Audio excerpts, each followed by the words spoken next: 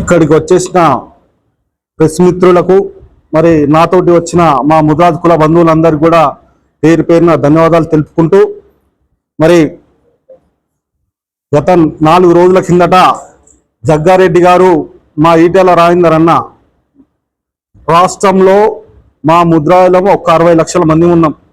మా 60 లక్షల ముద్రాయిల మనోభావానికి తీసే రకంగా మాకున్న కులానికి ఒక వ్యక్తి అండగా నిలిచే వ్యక్తి ఈటెల రాజేందర్ అన్న. మరి ఆ ఈటెల రాజేందర్ అనే వ్యక్తి గత 25 సంవత్సరంలో రాజకీయంలో ఉంటూ తెలంగాణ రావడంలో కీలక పాత్ర పోషించిన వ్యక్తి ఈటెల రాజేందర్ అన్న. మరి కేసీఆర్ ఆ రోజుల్లో కూడా ఢిల్లీలో ఉంటే తెలంగాణలో ఉండి 4 ముఖ్యమంత్రులతో కొట్లాడి తెలంగాణ రావడానికి ఆయన సొంత భూములను అమ్ముకొని మరి తెలంగాణ నీళ్లు నిధులు పిల్లలకు నియామకాలు జరుగుతాయని రాజశేఖర్ రెడ్డితో పట్టుబట్టి కొట్లాడిన వ్యక్తి ఈటెల రాజేందర్ అన్న. ఇవాళ ఆయన ఇంటికి పోతే ఏ ముఖ్యమంత్రి పెట్టాడు భోజనం, నువ్వు ఏ రాష్ట్రం నుంచి వచ్చినావు, ఏ నియోజకవర్గం నుంచి వచ్చినావు, నీ సమస్య ఏముంది అని మాట్లాడే వ్యక్తి ఏ రాష్ట్ర ముఖ్యమంత్రి పెట్టాడు. ఆయన ఇంటికి పోతే పొద్దున్న లేవగానే టిఫిన్ పెడతారు, మధ్యాహ్నం రాగానే భోజనం పెట్టిన తర్వాత నీ సమస్య ఏంది, పెద్దోడు అయితే అన్నాన్ని సంబోధిస్తాడు, అన్నాన్ని పలకరిస్తే తమ్ముడు అని పలకరించే వ్యక్తి ఈటెల రాజేందర్. అటువంటి వ్యక్తి మీద గంజాయి తాగుతూ మాట్లాడుతున్నావా ఈటెల రాజేందర్? నువ్వెంత నీ బట్టలిప్పి కొడతా బచ్చాగా అంటావు. ఒరే జగ్గారెడ్డిగా, నీకు మేము 60 లక్షల మంది ఉన్నాం బిడ్డ కొడక, మేము పిలిపిస్తే మేము తిట్లు తిడితే కొడక నువ్వు గుండాయి చచ్చిపోతావు నా కొడక. నువ్వెంతరా, నీ బతికెంతరా? నిన్ను అరే మా పెద్దమ్మ గుడికాడ అరగుండు కొట్టించి బట్టలిప్పి కూడా తీసి నీ గడ్డం గీకి అరగుండుతోడు సంగారెడ్డి మొత్తం దింపుతాం. లుచ్చ నా కొడక, బాడుకో సలే బమ్మర్ది మాక్షలవుడే వందవతం నా కొడక.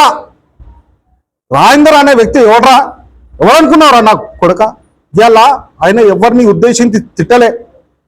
మీరు 6 గ్యారంటీలు ఇస్తున్నారు, 46,420 హామీలు ఇచ్చిర్రు, ఒక్క హామీ అనే నిలబెరిచారా? ఒక్క హామీ ఏది? ఒక మహిళ బస్సు యాత్ర పెట్టానవు తప్ప ఒక్క హామీ ఇచ్చింది లేదు. రైతులకు రుణమాఫీ చేసింది లేదు, పిల్లలకు ఉద్యోగాలు నింపింది లేవు. గత ప్రభుత్వంలో చేసిన నోటిఫికేషన్లే ఏదో వాళ్ళు ఇచ్చినాయి, నువ్వు ఏదో 10-20 వేలు నింపినావు తప్ప నువ్వు ఇచ్చిన ఒక్క నోటిఫికేషన్ చేసినావా? ఒక టీచర్ ఉద్యోగం నింపినావా? నీ సొంతంగా నోటిఫికేషన్ చేసినావా?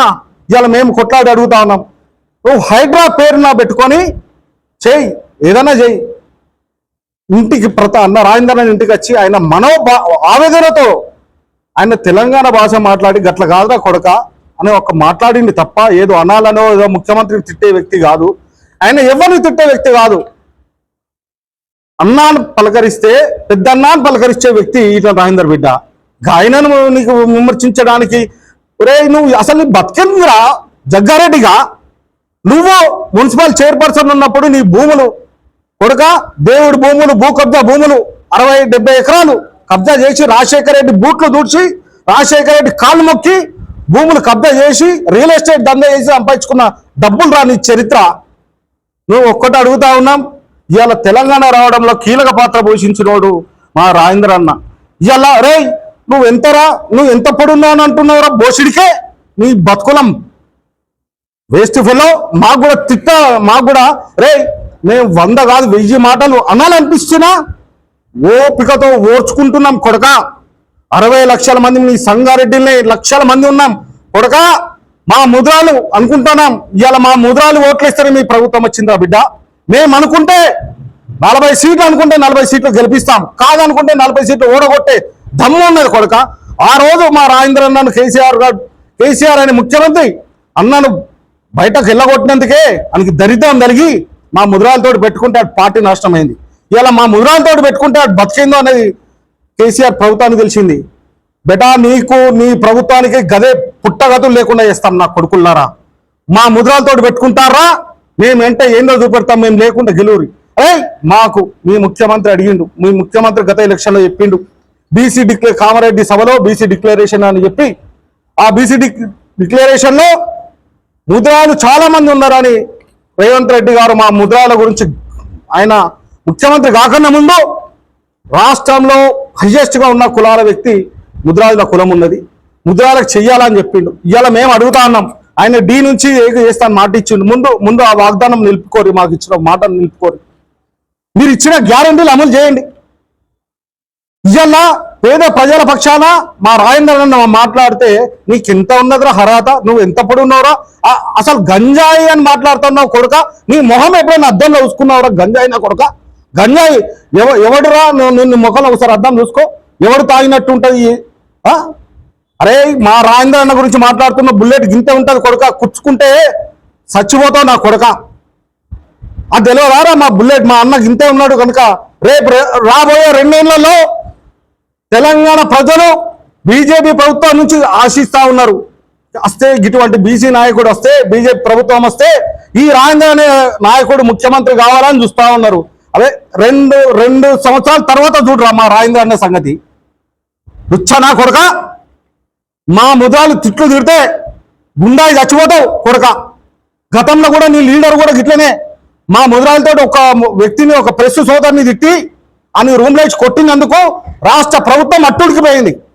రాష్ట్రంలో ఉన్న ఒక్క ప్రెస్ సోదరు ముద్రా సోదరుని మీద అని రూమ్ లైట్స్ కొడితే రాష్ట్రం అంతా దిగొచ్చి అదే ప్రెస్ క్లబ్ లో ముద్రాల క్షమాపణ కోరిన సందర్భాలు ఉన్నాయి.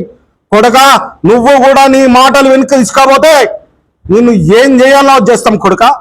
మమ్మల్ని మాతోటి పెట్టుకుంటే ఇది నీ మాటలు నువ్వు వెనుక తీసుకోవాలని సందర్భంగా హెచ్చరిస్తూ మరి మా నిజామాబాద్ మహేష్ కుమార్ గారు కూడా ఆయన కూడా మాట్లాడిండు. అన్నా మహేష్ అన్న, నువ్వు కూడా ఒక బీసీ బిడ్డవు, మా నిజామాబాద్కి వెళ్ళి పిసిసి అధ్యక్షుడు అయినావు.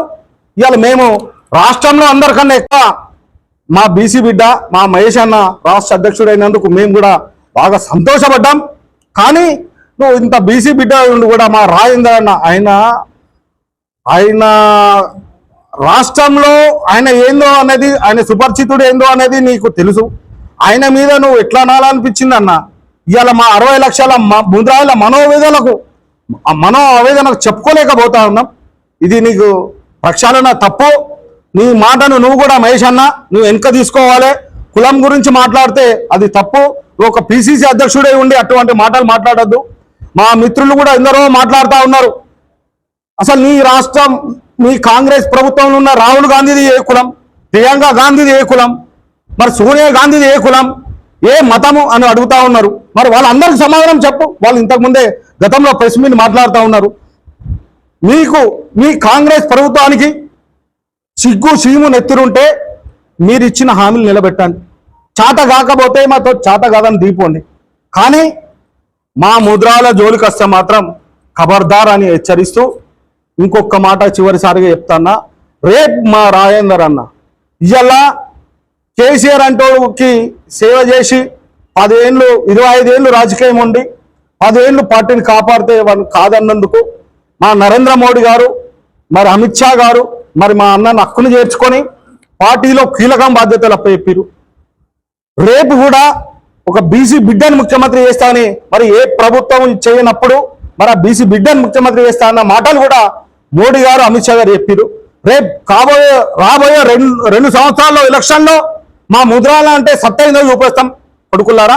రేపు మా అన్న ఏ స్థాయిలో ఉంటాడో మేమందరం ఏ స్థాయిలోకి వెళ్ళి పోటీ చేస్తామో అప్పుడు ఏర్పడుతుంది. మీకు దమ్ము ఉంటే మాతో పెట్టుకునేది ఉంటే బేషరతుగా రండి. మా ముద్రాలతో పెట్టుకుంటే ఏందనేది మేమందరం తిరిగి చూపెడతాం.